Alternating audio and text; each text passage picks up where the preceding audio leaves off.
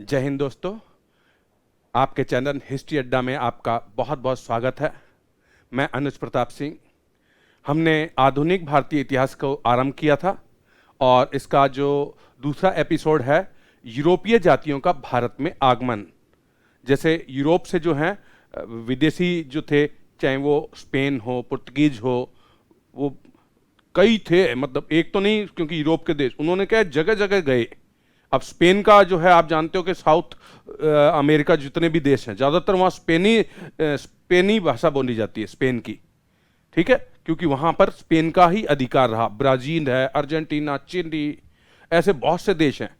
तो ऐसे ही भारत पर अंग्रेजों का अधिकार हुआ, किंतु यहाँ भी ना 6 कंपनियां आई थी, 6 विदेशी कंपनियां, ईस्ट इंडिया कंपनियां आई थी।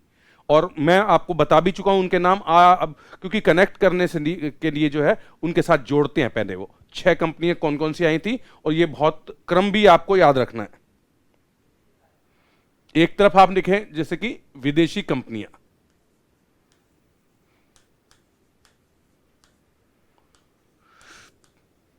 ये कंपनियां हैं वैसे तो, क्योंकि 6 हैं, और एक तरफ इनकी स्थापना वर्ष।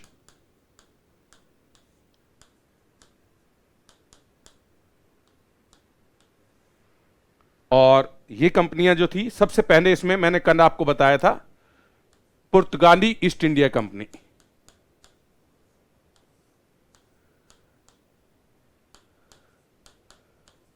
इनके नाम अपने अपने अलग थे, पर ये इनका हिंदी में अर्थ जो है वो यही है, पुर्तगाली ईस्ट इंडिया कंपनी। ईस्ट माने पूरब, इंडिया माने भारत, कंपनी कंपनी को ही कहते हैं हम।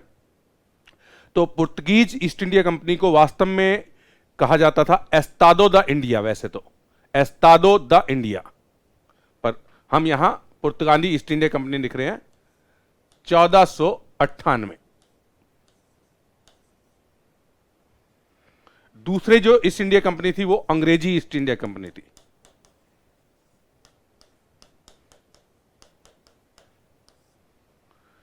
31 दिसंबर 1600 ईस्वी। तीसरी कंपनी जो थी वो थी डच ईस्ट इंडिया कंपनी, 1602 ईस्वी। चौथी कंपनी जो थी वो थी डेनिस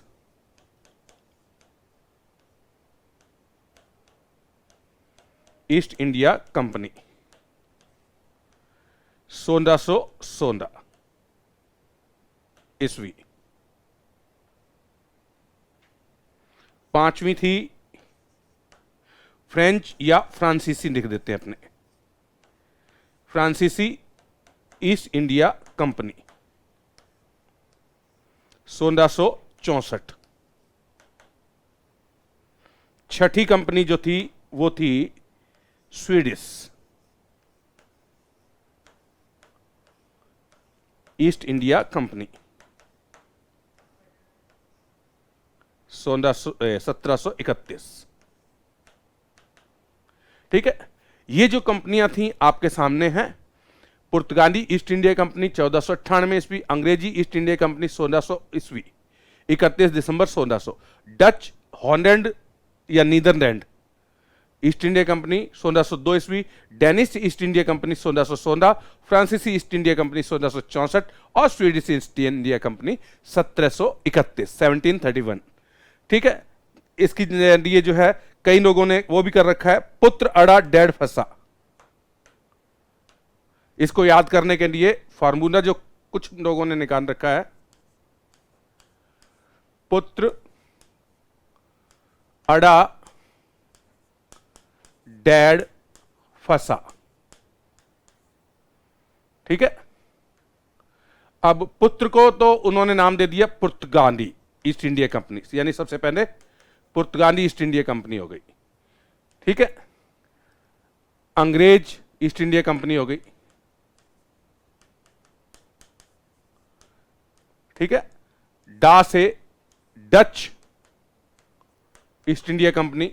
ठीक है, पुर्तगीज 1498 ईस्वी, अंग्रेज 1600 ईस्वी, डच 1602 ईस्वी।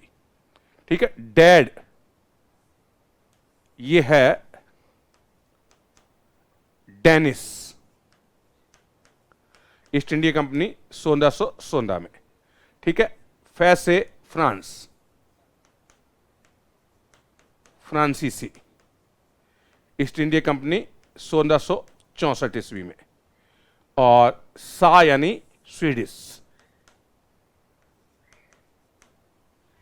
तो अपने अपने कई लोग ट्रिक निकाल देते हैं, हालांकि ट्रिक जो है आरएस जैसे एग्जाम में, मतलब प्री में तो काम कर सकती है, जहां टिक मार्क एग्जाम है वहां काम कर सकती है, परंतु जहां लिखना पड़ता है ना, तो वहां इन ट्रिकों से काम नहीं चलता। लिखने के लिए आपको अच्छी भाषा का प्रयोग करना होता है। आईएएस आरएस मेंस जब लिखी जाती हैं, पूरी की पूरी क्वेश्चंस के आंसर लिखे जाते हैं, तो एक अच्छी भाषा का प्रयोग करते हुए तथ्यात्मक शोधपरक जानकारी देनी पड़ती है। उसके लिए अति अध्ययन अति अनिवार्य है। अध्ययन करना, सिस्टमेटिक अध्ययन करना और उसको लिखना, क्वेश्चंस के आंसर को लिखना सबसे अच्छा माना गया है। ज्यादा से ज्यादा लिखें। जब आप आरएस मुख्य परीक्षा दें तो आप लिख लिख करके हर एक चीज को याद करें, बार बार क्वेश्चन का आंसर लिखें। यह मेरी आपको एक एडवाइस है, जरूर इस प्रकार से करें। जो आरएस आईएएस बनना चाहते हैं, जिस एग्जाम में आपको लिखना है, तो वहां आप लिखने का प्रयास अवश्य करें। पहले उसको क्वेश्चन को याद करें, उनका एक निर्माण होता है, कैसे क्वेश्चन को बनाया जाता है, कैसे प्राथमिक शुरू में क्या, बाद में क्या, बाद में क्या, और एंड कैसे करना होता है। तथ्य परक जानकारी होनी चाहिए, शोध परक जानकारी होनी चाहिए, पूरी तरह क्वेश्चन से संबंधित होनी चाहिए जो क्वेश्चन पूछा गया है, और साथ में भाषा का और शैली का प्रयोग बहुत अच्छा होना चाहिए। ठीक है, ये अनिवार्य हैं चीजें मुख्य परीक्षाओं के लिए। तो ये तो मैं ट्रिक तो वैसे बताता नहीं हूं, कभी भी ट्रिक बहुत आती हैं पर मैं कभी भी यूज नहीं करता, क्योंकि ट्रिक जो है ये नुकसान भी पहुंचाती हैं। ठीक है, लोग याद तो करवा देते हैं आपको, कोशिश करते हैं, पर देखो कोई चीज याद करनी है उसके लिए पहले ट्रिक याद करो या कोई कहानी याद करो, फिर वो चीज तो डायरेक्ट याद करो ना। आपने एक ऐड भी देखी होगी, कोई चीज की आती है, उसमें वो कोल्ड ड्रिंक है कोई, तो उसमें कहता है सीधी बात नो बकवास। याद नहीं आ रहा कौन सी कोल्ड ड्रिंक है। तो ये जो है पुत्र अड़ा डैड फंसा, आप इन कंपनियों को याद करने के लिए कर सकते हो, जो कि आपके सामने ही है।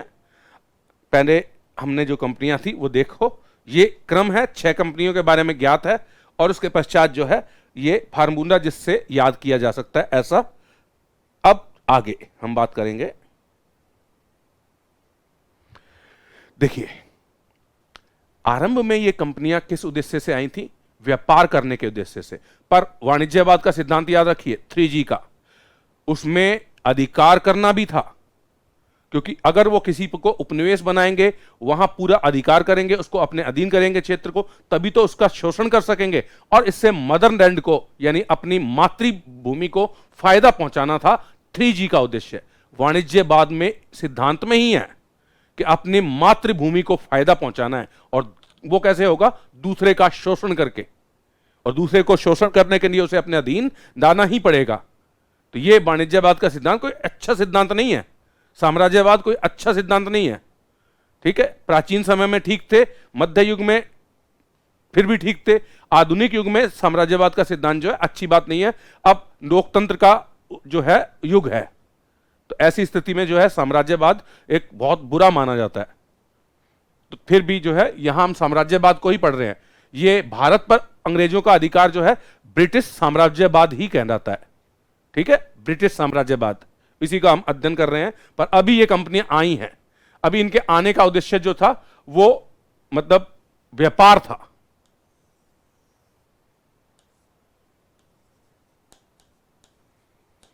आरंभ में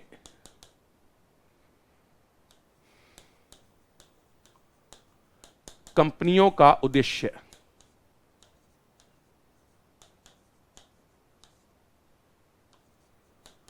भारत में व्यापार करना था।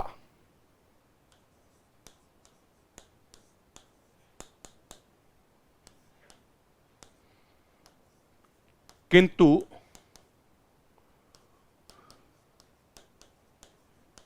वाणिज्यवाद के सिद्धांत के अनुसार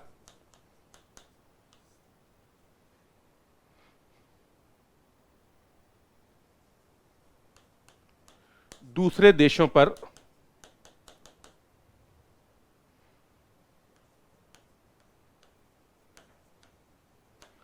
अधिकार कर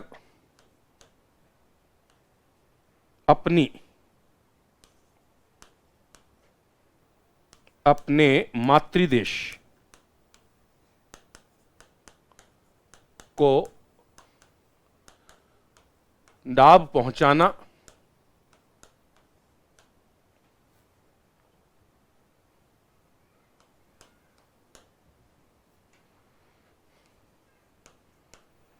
अपनी ख्याति यानी प्रसिद्धि ग्लोरी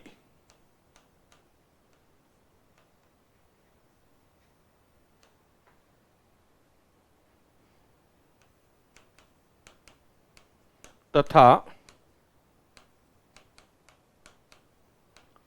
ईसाई धर्म का प्रचार यानी कि गॉड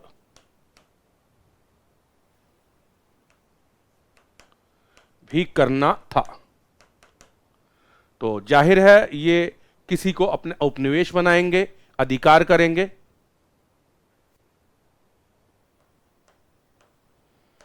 अतः दूसरे देशों को अधीन भी डालना था यानी कि साम्राज्यवाद।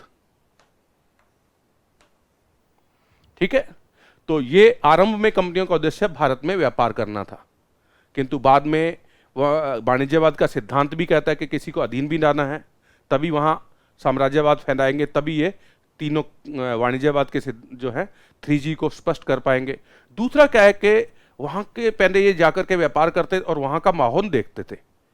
यूरोप के जो देश थे जिन्होंने अफ्रीका में, अमेरिका में अपने उपनिवेश बनाए, एशिया में अपने उपनिवेश बनाए, तो पहले ये वहां का माहौल देखते, वातावरण देखते, उसके पश्चात धीरे धीरे ये अपना वहां राजनीतिक प्रभुत्व जमाते थे। इसी क्रम में जो है ये पहले कंपनियां जो भी जाती थी वो आपस में युद्ध उनको आपस में ही करना पड़ता था, क्योंकि ये आपस में सिद्ध करें कि इस क्षेत्र में कौन रहेगा।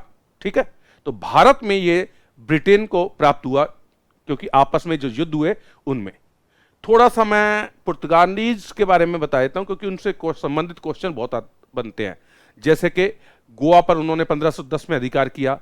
अन बुकर ने जो है भारतीय स्त्रियों से विवाह करने के लिए प्रेरित किया पुर्तगीज को, और सबसे पहले 1556 में जो है उन्होंने ही गोवा में प्रिंटिंग प्रेस भी लगाई थी। तो ये क्वेश्चन आते हैं। और हां, भारत का पहला चर्च भी जो है गोवा में सेंट जेवियर के द्वारा बनाया गया था, और ये जो चर्च था ये गोवा में था, भारत का प्रथम चर्च। जैसे राजस्थान में पहला चर्च अजमेर में स्थापित किया गया, उसी प्रकार से भारत का पहला चर्च कहां स्थापित किया गया था? गोवा में, पुर्तगालियों के द्वारा। ये 4-5 क्वेश्चन बनते हैं, तो मैं पहले उनके बारे में बता देता हूं, क्योंकि जो एग्जाम में आते हैं हमें एग्जाम को भी तो ध्यान में रखना है। जानकारी प्राप्त करना तो है ही उद्देश्य, परंतु उसका उद्देश्य, जानकारी का उद्देश्य क्या है, फिर क्या काम आएगी? ज्यादातर स्टूडेंट्स इसमें जुड़े हुए हैं तो उनके काम तो वो ही आएगी कि जानकारी के एग्जाम पास कर सके। और जो लोग जानकारी के लिए जुड़े हुए हैं तो मैं उनके लिए भी प्रयास करता रहता हूं, नवीनतम जानकारी लेकर आता हूं, कोशिश करता हूं। ठीक है,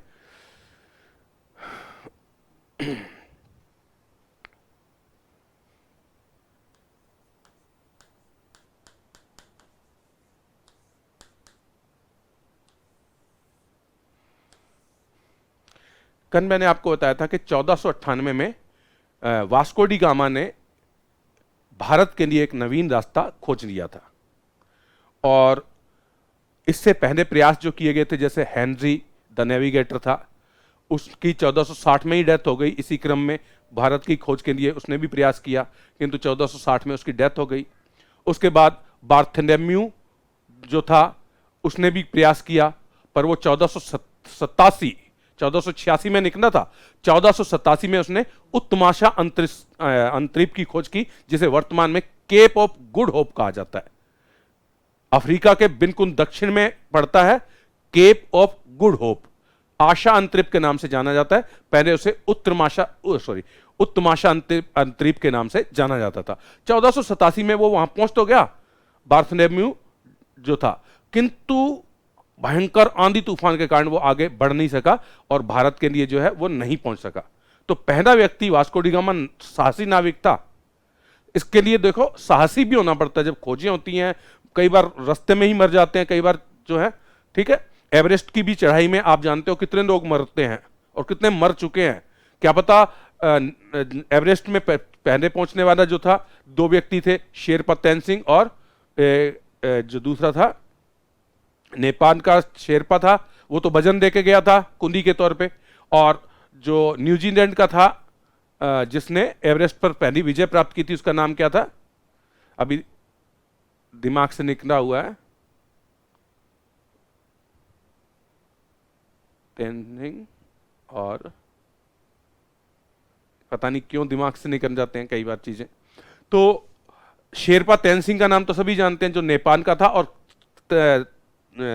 शेरपा कौन होते हैं? जो पहाड़ों पर वजन उठा के लेके जाते हैं, उनके साथ जो यात्री जाते हैं। तो जिसने एवरेस्ट पर विजय प्राप्त की थी, पता नहीं क्या है, चंद्रमा वाला क्यों याद आ जाता है, चंद्रमा का नील आर्मस्ट्रांग था जो पहला कदम रखने वाला था। और यहां था न्यूजीलैंड का था, ये तो याद है, जिसने एवरेस्ट पर विजय प्राप्त की थी। चलो अब याद नहीं आएगा तो नहीं आएगा। तो मैं इसका उद्देश्य क्या था बताने का, कि पहले भी जो लोग जा चुके हैं, और उस शेरपा तैनसिंह और उससे न्यूजीलैंड के उससे जो पहले जो है कई लोग गए, उनकी लाशें अभी भी वहां पड़ी हुई प्राप्त हुई थी बाद में जाने वालों को, क्योंकि वो वहां मर जाते हैं और कोई बताने वाला नहीं है कि कोई एवरेस्ट पर पहले भी उनसे पहले पहुंच चुका था। ये वैसे व्यक्ति थे जो जीवित वापस आए थे, ठीक है। इसी प्रकार से अमेरिका जो है, यूरोप के लोग जाने लग गए थे 1000 ईस्वी के आसपास, किंतु कई लोग वापस नहीं आए, मर गए, वो जनजातियों के रूप में थे, उनको कोई जानता नहीं था। तो 1000 ईस्वी के आसपास अमेरिकन लोग आने जाने लगे थे यूरोप के, किंतु उनके बारे में कोई जानकारी नहीं है। जानकारी क्या है? कोलंबस के बारे में, जो कि उसके भी 500 साल बाद की घटना है।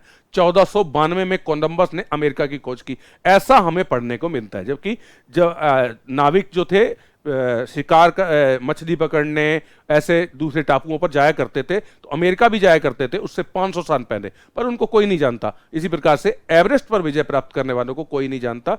पहला व्यक्ति इन्हीं को शेरपा तैनसिंह और न्यूजीलैंड का जो है उसको। तो अब पुर्तगालियों में जो साहस दिखाया, मैं साहस ही बता रहा था वास्को डी गामा को। क्यों बता रहा था? क्योंकि उसने ऐसा प्रयास किया, आंधी तूफान के बीच में आया। और आप जानते हैं समुद्री लुटेरे भी हुआ करते हैं, ठीक है। समुद्री लुटेरों पर हॉलीवुड में फिल्में बनी हुई हैं काफी सारी, कई पार्ट्स में बनी हुई हैं।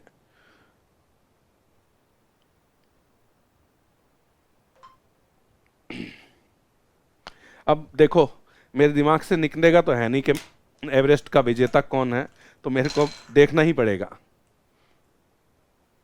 बिना देखे मेरे को चैन नहीं आएगा।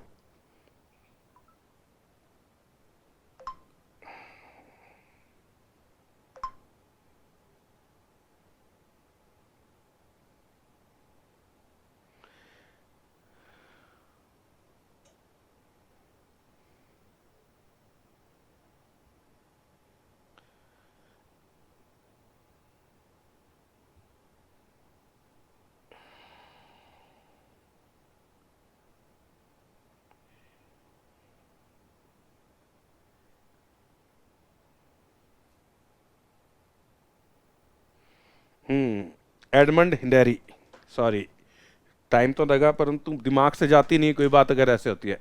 तो एवरेस्ट पर विजेता, एवरेस्ट पर पहुंचने वाला पहला व्यक्ति,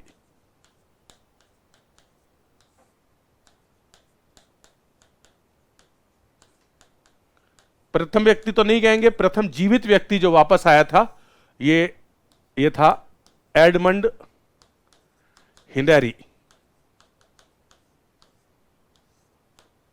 न्यूजीलैंड। और इसके साथ एक कुली के तौर पे जो गया था वो था शेरपा। शेरपा आपको बताई दिया, जो बोझ उठाते हैं, इसका नाम था तेनजिंग,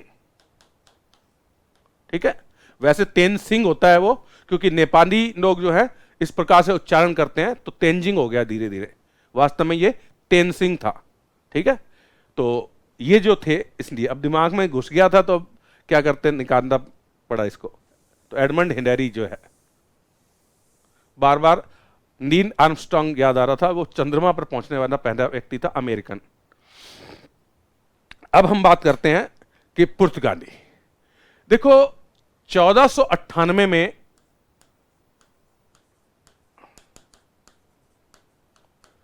पुर्तगाली ईस्ट इंडिया कंपनी की स्थापना हुई।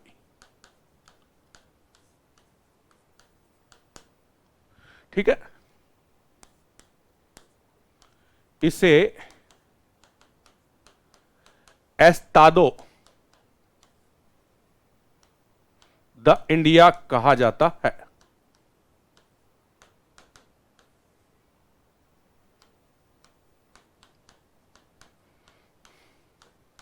पुर्तगाली ईस्ट इंडिया कंपनी का वास्तविक नाम था एस्तादो द इंडिया।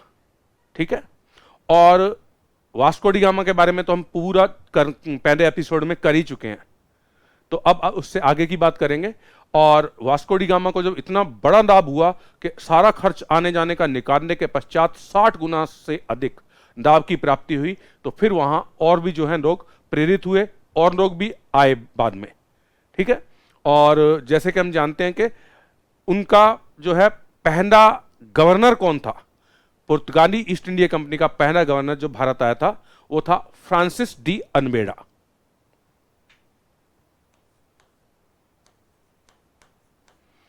इस कंपनी का प्रथम गवर्नर फ्रांसिस डी अल्मेडा था। ठीक है, याद रखने वाली चीजें हैं जो वही बता रहा हूं, यानी 1498 में पुर्तगाली ईस्ट इंडिया कंपनी की स्थापना होती है। इसका नाम वास्तव में था एस्तादो द इंडिया, और भारत में इसका प्रथम गवर्नर जो था उसका नाम था फ्रांसिस डी अल्मेडा। किंतु सबसे ज्यादा फेमस जो हुआ था वो था दूसरा गवर्नर, उसका नाम था अल्बुकर्क।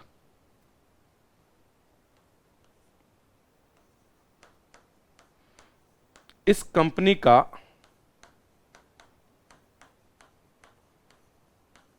सर्वाधिक प्रसिद्ध गवर्नर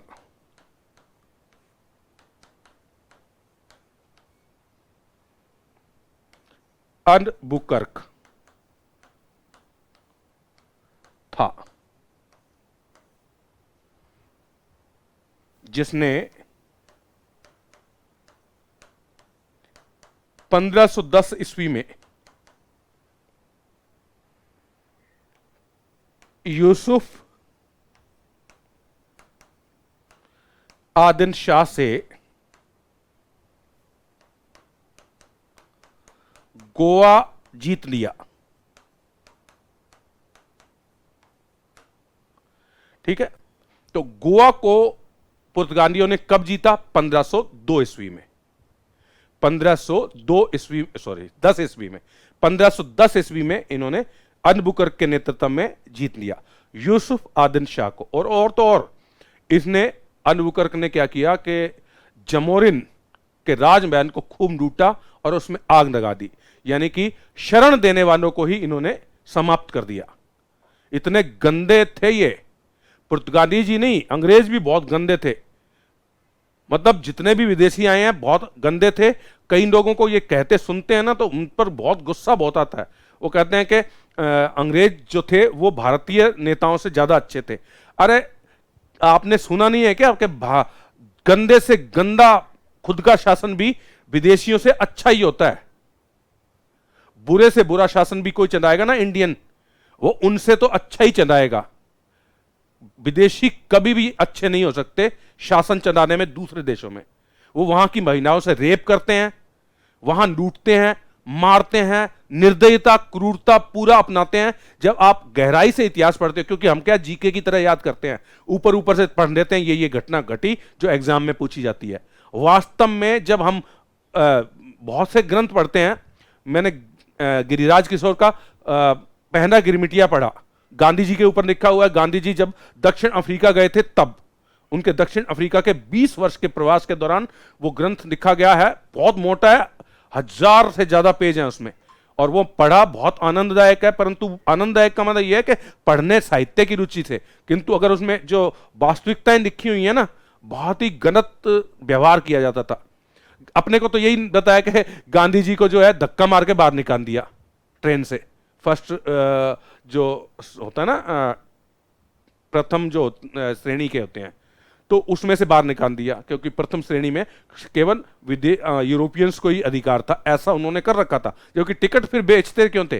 टिकट गांधी जी खरीद कर ही तो बैठे थे प्रथम श्रेणी की, फिर भी उनको दांत मार के निकाल दिया। ये सब धक्का दे के निकाल दिया ही नहीं है, आगे भी जब एक यात्रा, उस यात्रा के दौरान उनको 10 घंटे रात को जो है तांगे में चलना था। तांगा काफी लंबा हुआ करता था, उसमें भी सीटें हुआ करती थी, और घोड़े कई लगे होते थे, तो उसमें भी फर्स्ट क्लास के अंदर बैठते थे। उन्होंने अंग्रेजों को बाहर निकाल, अंग्रेजों ने वहां भी तांगे से भी बाहर निकाल दिया। तांगा कोई छोटा मोटा नहीं, आप सोचिए कि उसमें मतलब 20-50 यात्री थे, उसको दूसरे स्टेशन तक लेके जाना था, तो आज पूरी रात लगनी थी, 10 घंटे का सफर था वो तांगे में। तो उसमें अंदर से तो धक्का मार के फिर निकाल दिया, पहले ट्रेन से निकाला, फिर वहां तांगे से निकाला। अब उनको कहा कि तू वहां बैठ जहां वो चलाता है गाड़ी, तांगे बांधा, तो वहां वो बैठे। तो फिर तांगे वाले को गुस्सा आ गया, वो भी तो अंग्रेजी था, उसने इतना पीटा गांधी जी को, बहुत मारा, पूरा सुझा दिया मार करके कि तेरी इतनी हिम्मत हुई। फिर वहां बिठाया गांधी जी को, जो कि टिकट प्रथम श्रेणी की थी, वहां बिठाया जहां घोड़े जो थे आगे लगे हुए तांगे में, वो जहां नींद करते हैं वहां बैठ करके पूरी रात गुजारी। इतना आसानी नहीं थी, आसान संघर्ष नहीं था, मतलब ये हर एक के साथ होता था। मैं गांधी जी का तो उदाहरण दे रहा हूं, प्रत्येक भारतीय के साथ, प्रत्येक अफ्रीका के जो लोग थे मूल निवासी, उनके साथ अंग्रेजों ने और विदेशियों ने किया। ये इतने अच्छे लोग नहीं थे कभी भी, इक्का दुक्का बने चंगे हो गए तो क्या हो गया, रिपन आ गया, बैटिंग आ गया, जिन्होंने कुछ सुधारात्मक कदम उठाए, किंतु बाकी कोई भी अच्छे नहीं थे। जिसको भी भ्रम है ना, वो पूरा अच्छे ढंग से पढ़े कि अंग्रेज अच्छे थे। कोई भी विदेशी भूमि पर अच्छा काम नहीं करते हैं, आप ये बात ध्यान रखिए। अपनों से फिर भी थोड़ा बहुत होता है, लूटेंगे भी ना अपने, तो वो कुछ तो ध्यान रखेंगे ही। सॉरी, मैं थोड़ा भावनात्मक रूप से जो है हो गया था। अब वापस आते हैं। पुर्तगाली 1498 में पुर्तगाली ईस्ट इंडिया कंपनी की स्थापना हुई। इसे एस्तादो द इंडिया कहा जाता है। इस कंपनी का पहला गवर्नर फ्रांसिस डी अनबेडा था। इस कंपनी का सर्वाधिक प्रसिद्ध गवर्नर अल्बुकर्क था, जिसने 1510 में यूसुफ आदिल शाह को से गोवा जीत लिया। इसने जमोरिन को भी पराजित किया, जमोरिन जिसने वास्को डी गामा को शरण दी थी, इनको व्यापार की अनुमति दी थी। उसके राजमहल में आग लगा दी, उसको लूटा गया, उनके साथ दुर्व्यवहार, उनकी महिलाओं के साथ दुर्व्यवहार किया गया, रेप्स किए गए बहुत सारे। ये सब किया उन्होंने अपनी शक्ति के बल पर। भारतीय सत्ता तो राजनीतिक सत्ता छोटे छोटे उसमें बटे हुए थे, मुगलों का शासन था, यहां तक कि अकबर को भी ये अपने आप को सागर का स्वामी कहते थे, ठीक है, द गॉड ऑफ सी। पुर्तगाली लोग क्या है, अपने आप को God of C.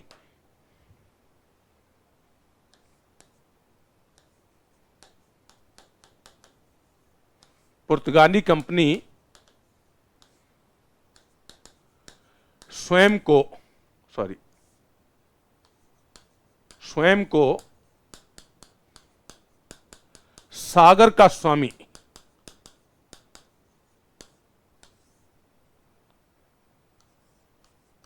God of सी कहा करते थे।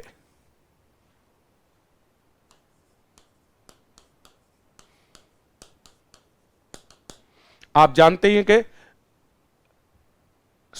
1505 में अकबर की मृत्यु हुई थी, और ये लोग 1498 में आ गए थे, और इन्होंने अधिकार शुरू कर दिया था 1501 के आसपास। 1500 ईस्वी में इन्होंने धीरे धीरे अपनी कोठियां स्थापित की, कोचीन में की थी, कोचीन, तो वहां स्थापित की, और वहां से इन्होंने अपने, तो इतना सागर में इनकी शक्ति थी, मतलब इनकी शक्ति इतनी शक्तिशाली थे कि समुद्र क्षेत्र में अरब सागर और हिंद महासागर, तो अकबर को भी अरब सागर में कुछ मतलब या भेजने पड़ता था अपना सामान, तो इनसे अनुमति लेनी पड़ी थी। अकबर जो मुगल सम्राट कहलाता है, मुगल जो है बादशाह कहलाता है इतना बड़ा, उसको भी पुर्तगाली कंपनी जो छोटे थोड़ी से लोग थे, पुर्तगाल देश देखना कभी नक्शे में, पहले तो पुर्तगाल देश को ही देखो जो एक पॉइंट के आधार पर दिख जाएगा आपको, स्पेन के लगता हुआ चिपका हुआ है। और दूसरी बात, वहां से कंपनी तो के लोग तो बहुत थोड़े ही आए होंगे ना, फिर उसके बाद भी अकबर को इनसे अनुमति लेनी पड़ी अपने जहाजों को पानी में भेजने के लिए।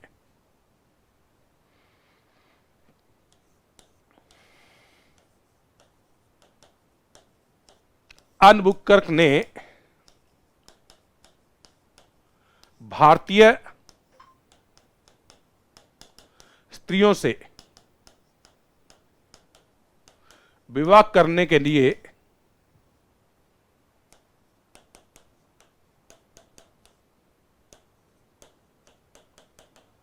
पुर्तगाली पुरुषों को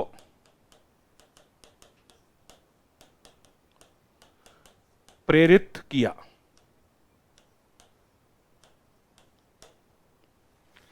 प्रेरित किया, ठीक है। यह क्वेश्चन बहुत से एग्जाम में आया हुआ है, बहुत से एग्जाम में, कि किस पुर्तगाली गवर्नर ने पुर्तगाली पुरुषों को भारतीय स्त्रियों से विवाह करने और बच्चे पैदा करने के लिए प्रेरित किया था, कि ज्यादा से ज्यादा यहां बच्चे पैदा करो और ताकि इनकी संख्या बढ़े यहां भारत में। 1500 पहले कोचीन इसका मुख्य अड्डा था, फिर गोवा मुख्य हो गया, उसके पश्चात जो है इन्होंने दमन और दीप पर भी अधिकार किया। मैंने गोवा भी देखा है, दीप भी देखा है। आप जब जाओगे तो वहां पुर्तगीज संस्कृति है, पुर्तगाली संस्कृति है। आपको पता ही है कि गोवा में भारत का पहला चर्च पुर्तगालियों ने ही स्थापित किया था, वही बताने वाला हूं मैं, ठीक है। 1534 ईस्वी में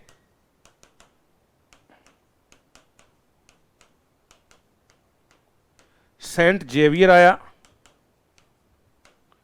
जिसने गोवा में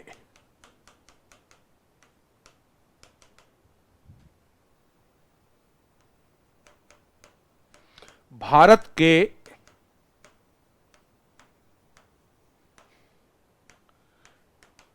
प्रथम चर्च की स्थापना की।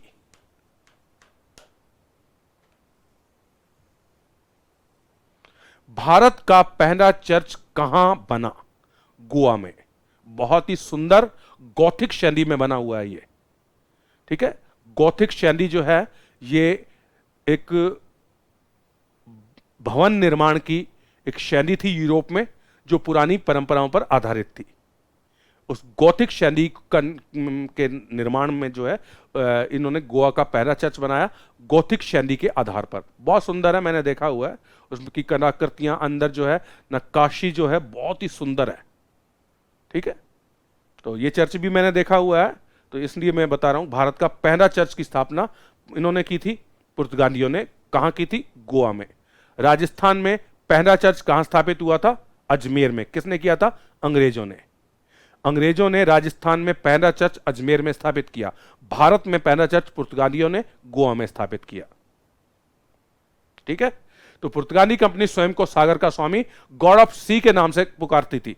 अल्बुकर्क जो दूसरा गवर्नर था, उसने भारतीय स्त्रियों से विवाह करने के लिए पुर्तगाली पुरुषों को प्रेरित किया, ताकि ज्यादा से ज्यादा बच्चे पैदा करें और भारत में जो है इनकी संख्या में बढ़ोतरी हो।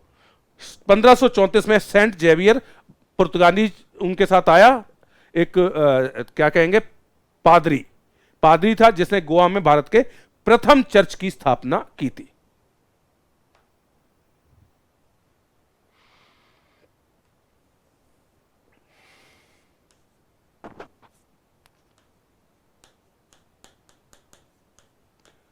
पुर्तगालियों ने ही गोवा में 1556 में प्रथम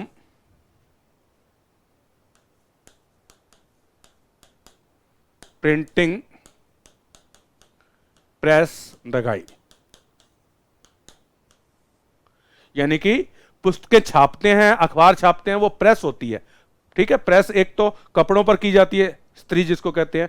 एक प्रेस जो है जहां अखबार छपते हैं, किताबें छपती हैं, पुस्तकों का प्रकाशन होता है। तो वो प्रिंटिंग प्रेस की स्थापना किसने की थी? 1556 में पुर्तगालियों के द्वारा ही की गई थी। और कहां? गोवा में। भारत में पहली प्रिंटिंग प्रेस गोवा में स्थापित की गई, 1556 में स्थापित की गई और पुर्तगालियों द्वारा स्थापित की गई। ठीक है,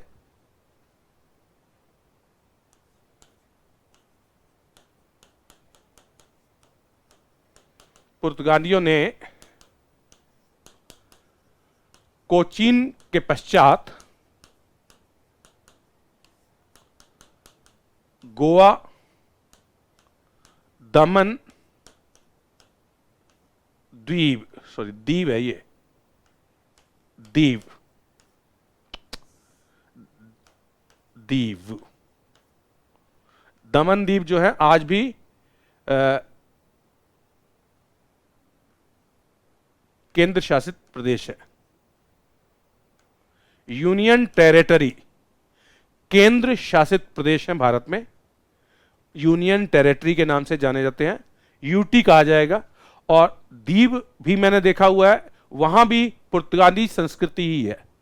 वैसे ही गोवा की तरह समुद्र है, गोवा में थोड़े समुद्र तट जो है वो बड़े हैं और द्वीप में थोड़े छोटे हैं, बस इतना ही है। बाकी बनावट के आधार पर जो भी भवन बने हैं, मकान बने हैं, वहां बिल्कुल ऐसे मकान बने हैं जो कि पुर्तगालियों के द्वारा ही बनाए गए हैं। वैसे की वैसी संस्कृति है, वहां के लोगों का रहन सहन, कपड़े पहनना, वेशभूषा वैसी की वैसी है।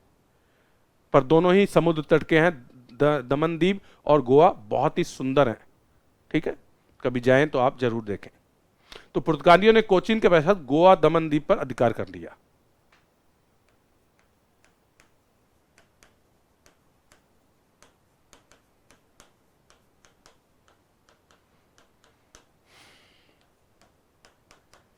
गोवा, दमन व दीव पर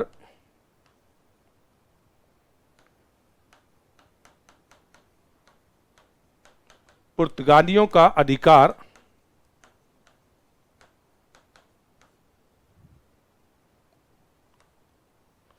1961 भारत की स्वतंत्रता के बाद तक रहा।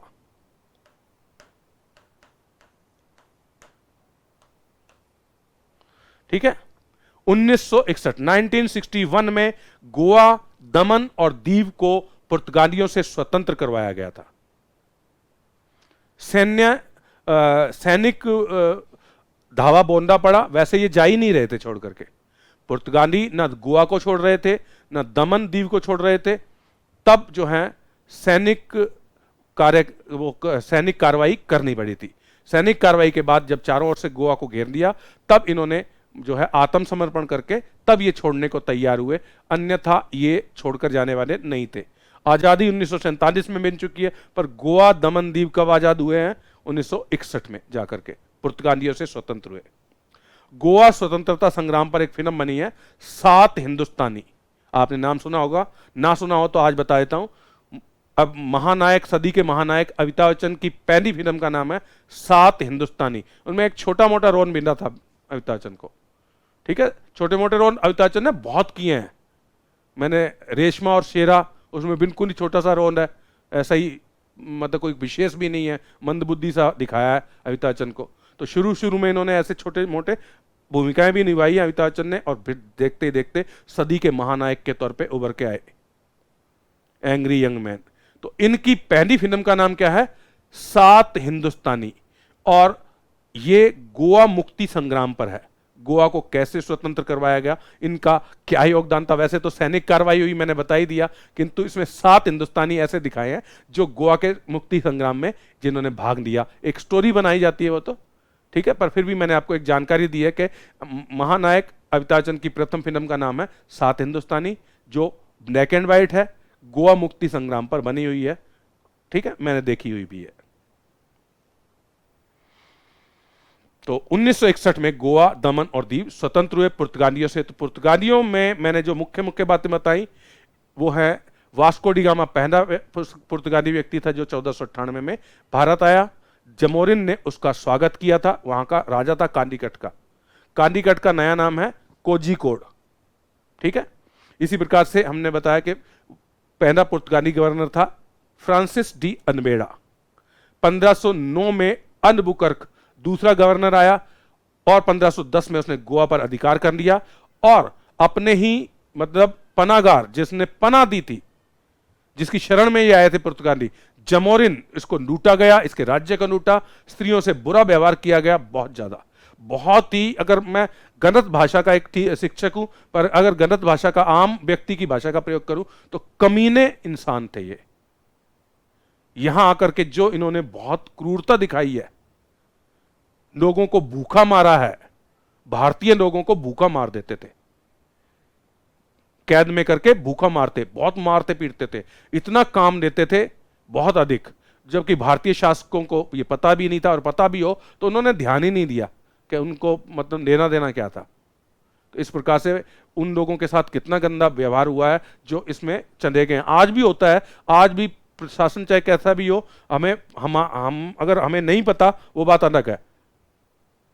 जो चाइल्ड ट्रैफिकिंग होती है, बच्चों को उठा के ले जाते हैं, उनके हाथ पैर तोड़ करके भीख मंगवाते हैं, उनको मार करके जहां उनके उसको निकाल देते हैं, किडनी वगैरह वगैरह, उनको मार करके मतलब उनके अंगों को बेचते हैं। ये भी एक तरीका है। मतलब लोग कितने गिरे हुए हैं कि एक जिंदा व्यक्ति को पकड़ करके मार करके उनके अंगों को बेच देते हैं।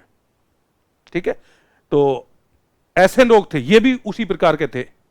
मैं जब पढ़ता हूं इनके बारे में गहराई से, यहां तो मैं संक्षेप में ही बता पाऊंगा, पर इनके कार्य जो है बहुत ही बेकार हैं।